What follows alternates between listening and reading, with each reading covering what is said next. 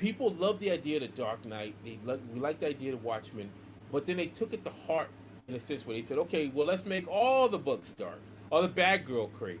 Let's make them all like that. So this is pushing them away from kids. These kind of adult like stories. You know, I Yeah. remember when I was going to comic books, there was such a variation.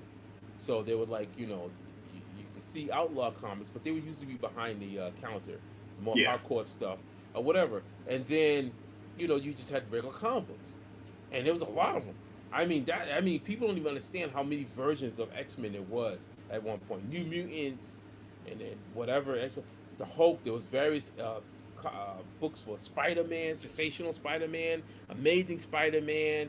I mean, it was so much stuff, and you had so many variations. And then you had indie books, a ton of indie books and stuff coming out, and there was just a great variation. And then what happened was, once we eliminated that variation, everything starts looking kind of the same standard. They all have the same kind of look. A lot of Hmm. books started looking more muted colors.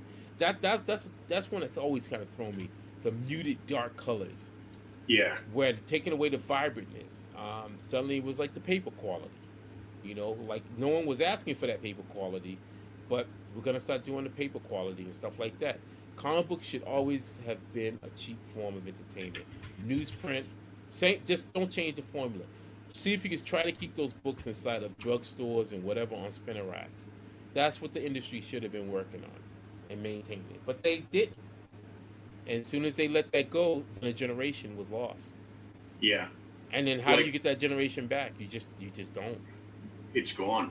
They're gone. Yeah, they that generation is fully committed, and then that fully committed with anime and manga. And then if they have kids now, if they become adults now, and if they have families, their kids are they're teaching those kids the same thing. They're like, hey, here you go. I read that comic book or whatever. There's so many people that I've seen now, generation who talk about Dragon Ball Z. And the funny part is that I was into anime back in the '80s when it was just VHS. I was part of an anime club.